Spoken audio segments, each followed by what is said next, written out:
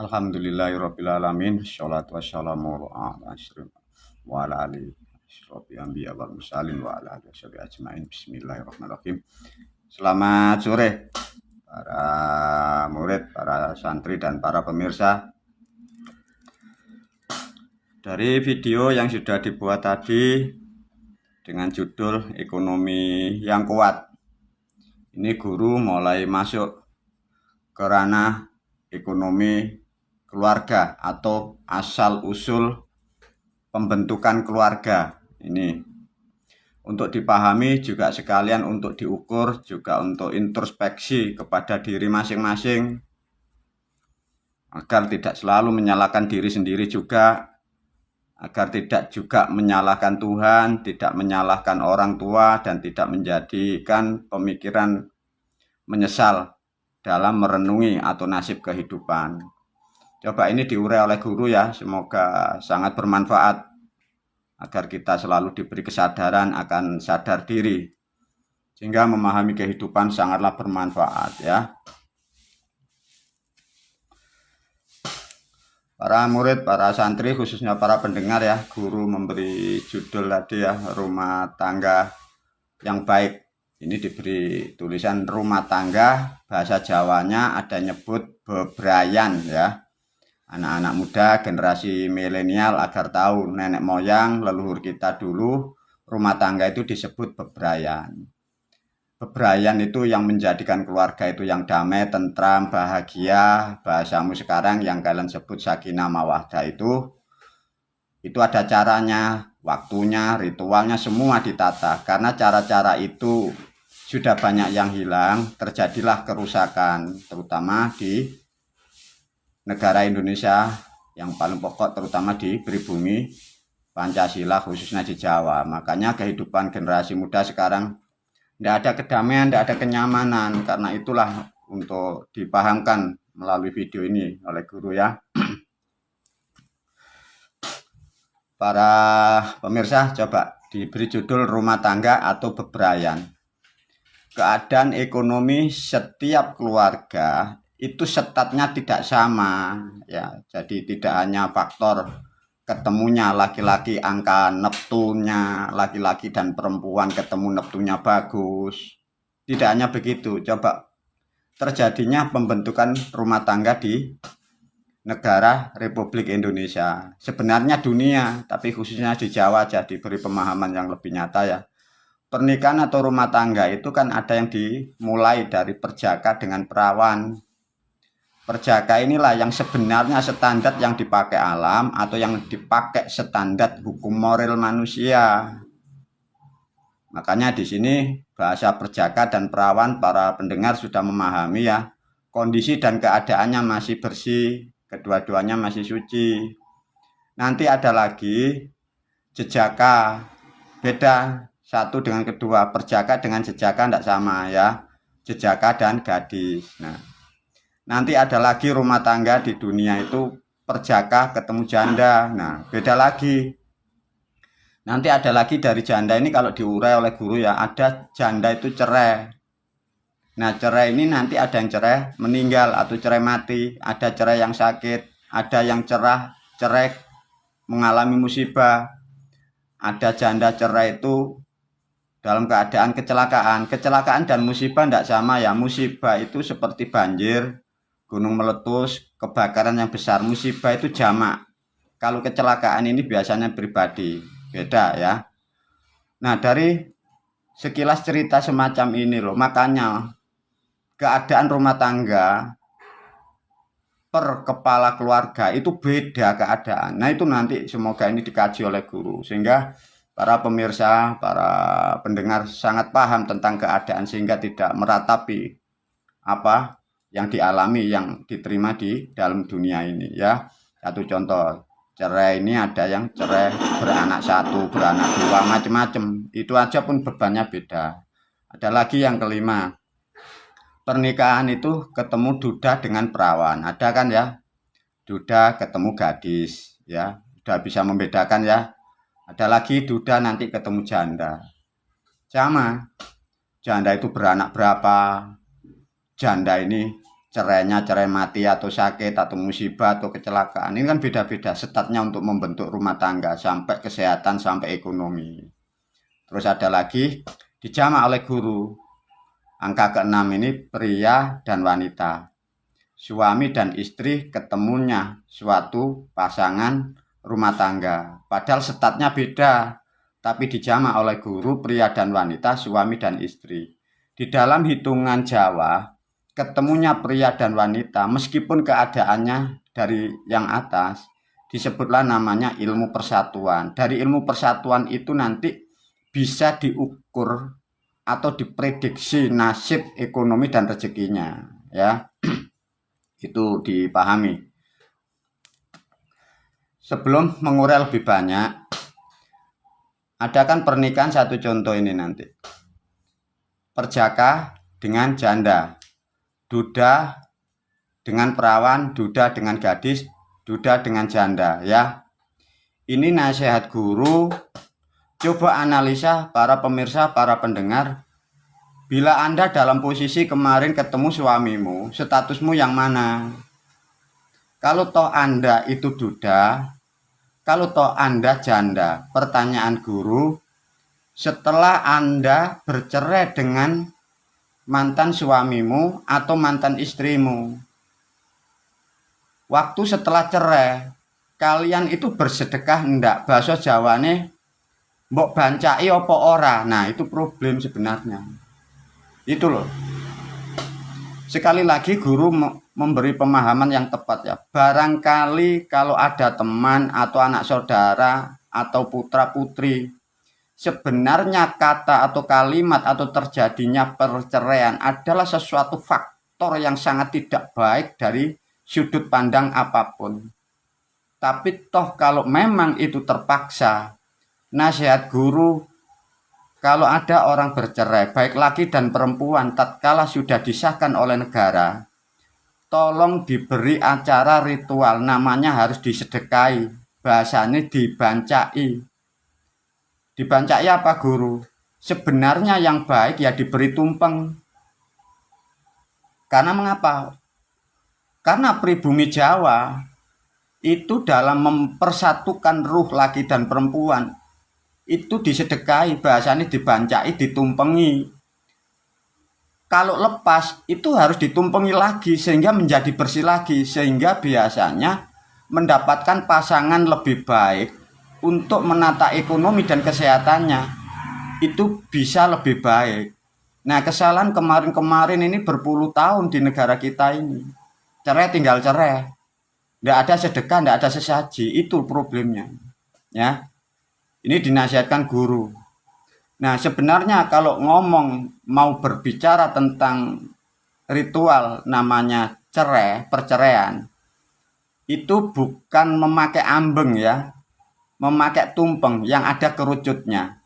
Dimaknakan, diibaratkan biar kembali lagi hitonya. Jadi diselipkan pemahaman ritualnya, ya.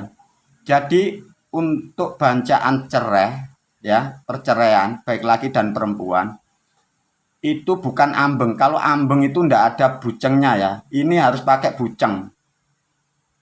Nah, dari buceng ayamnya yang bagus itu dikumpulkan, artinya tidak dipotong. Bentuk masakan yang baik bisa bumbu rujak atau bumbu Bali. Itu poinnya di situ dulu, ya. Untuk pemahaman yang lain diulas di video yang lain. Jadi sekali lagi pesan guru, barangkali ini loh, ya, untuk manusia masyarakat. Kalau terjadi perceraian, usahakan harus disedekahi, dibancai kembali, ya, agar menjadikan kembali hitonya kembali bersih lagi sehingga mendapatkan pasangan yang lebih baik lagi. Ini yang dipesankan guru. Lantas dari risiko di dunia ini dipahamkan, ya, karena manusia itu terobsesi. Guru memberi keterangan di sini, risiko poligami. Biasanya rata-rata manusia kalau tubuh dan kesehatan biologisnya masih kuat, khayalannya ini sangat banyak. Itu lumrah karena itu kodrat manusia. Tapi guru memberi sudut pandang, ya. risiko poligami. Bahkan ada agama sebelah itu mensunahkan 4. Ada agama sebelah panutannya istrinya itu lebih dari 10. Coba kita analisa ya. Guru memesankan, satu contoh yang ada sekarang aja, ada ustadz atau ada orang atau ada gus atau ada kiai, sosok-sosok yang mewakili ketuhanan, mempunyai istri, ada yang 3, ada yang 4, ada yang 5 ya. Coba lihat, tatkala manusia itu mulai melakukan hubungan suami istri dan mempunyai istri yang laki lebih dari 2, lambat laun kesehatannya bagaimana? Untuk memenuhi kebutuhan istrinya yang banyak bagaimana? Lantas kalau sudah mempunyai keturunan, nasib anak-anaknya bagaimana? Ekonominya bagaimana? Perhatiannya tidak ada. Artinya apa?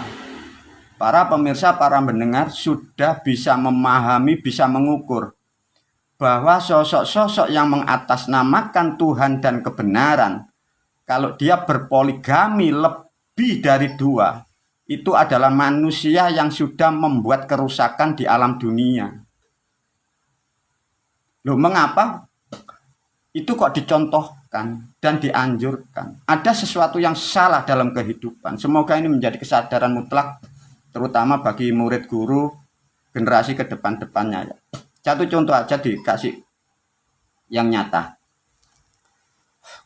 Ada manusia laki-laki ya, baik jabatannya apapun. Anggap aja dia punya istri 4 aja yang. Apakah setiap hari istri yang 4 itu kalian bisa bertemu dan berkumpul, dan kalian bagi yang laki-laki? Tidak mungkinkah Anda bekerja atau keluar rumah? Sedangkan setiap manusia, setiap tubuh, dia mempunyai kebutuhan biologis. Apakah tidak dimungkinkan kalau lakinya 1, wanitanya 4? Apakah wanita yang 4 ini tidak berselingkuh dengan kanan kiri Anda? Coba ini. Guru dari kasat sisi lain sering mempelajari. Ini ada cerita kurang baik, tapi guru menganalisa, guru sampai masuk ke dimensi lain. Satu contoh begini. Ada sosok kiai ustadz punya istri 4 ya.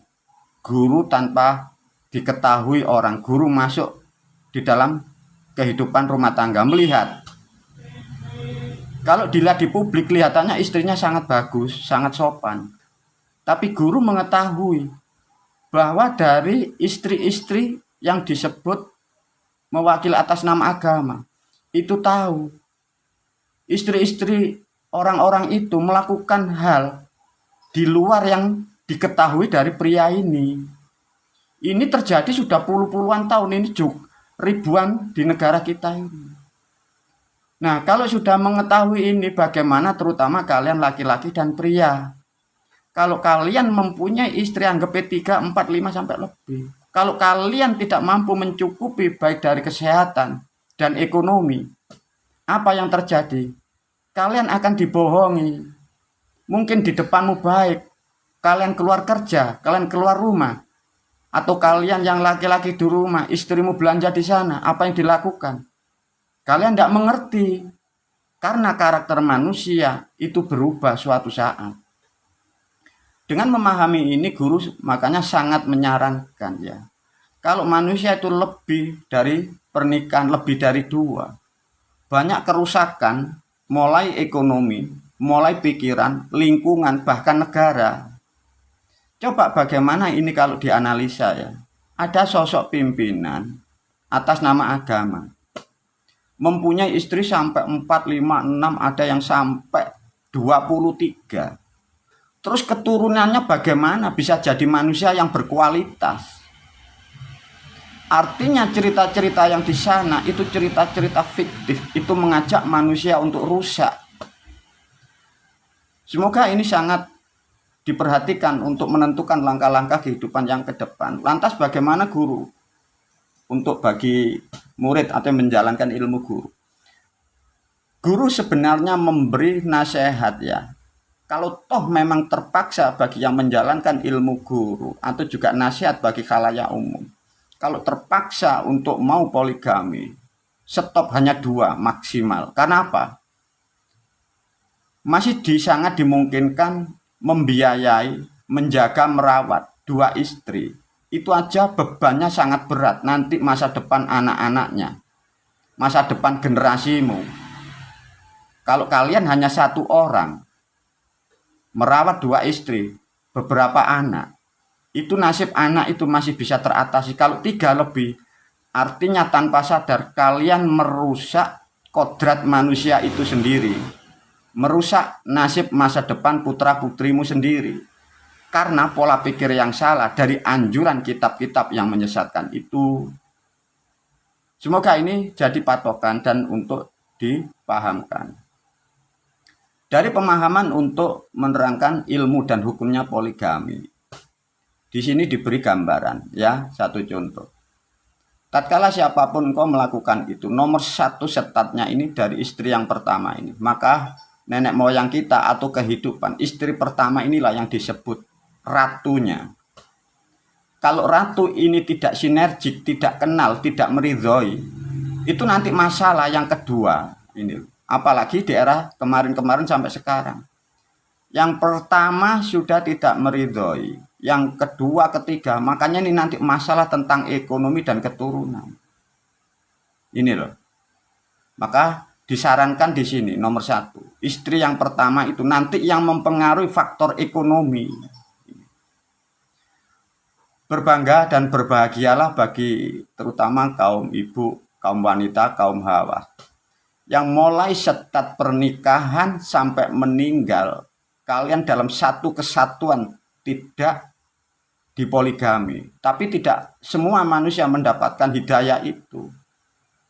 Tapi guru selalu mengucapkan berbahagialah dan bersyukurlah kalian tatkala nikah pertama ketemu suamimu, ketemu istrimu, meskipun halangan dan rintangan kadang tentang ekonomi, tentang problem kehidupan banyak. Tapi sesungguhnya tatkala suami pertama dan istri yang pertama sampai tua, sampai meninggal, itulah rahmat yang tertinggi bagi Tuhan yang Maha Pengasih dan Maha Penyayang.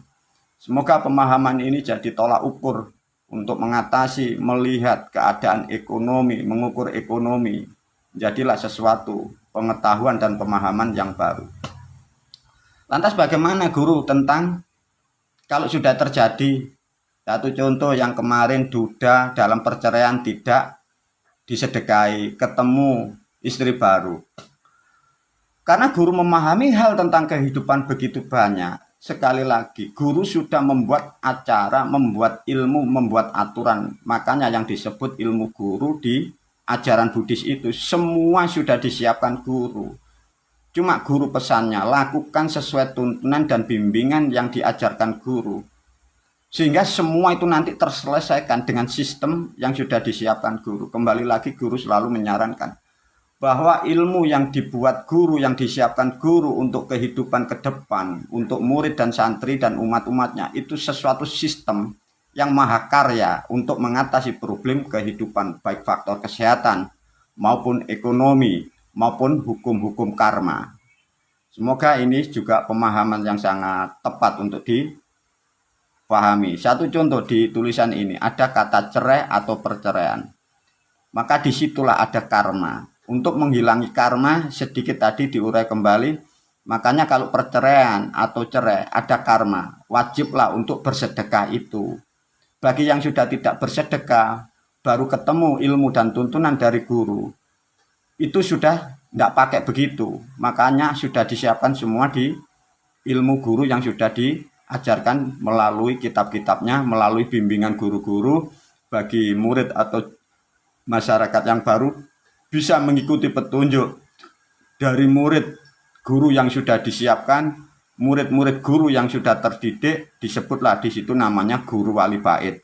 Tapi tidak semua murid guru bisa menjadi guru wali bait, kecuali makhluknya, orang-orangnya, ilmu dan kualitasnya sudah terbentuk dan disiapkan guru. Artinya yang mendidik, yang menjalankan, yang meneruskan ilmu guru disebutlah guru wali bait. Itu manusia yang sudah tertata, baik moral dan spiritualnya, sehingga nanti mengajar, mendidik, menuntun umat ke depan, menjadikan bangsa, umat yang menjadikan keluarga sakinah mawaddah, itu yang disebut.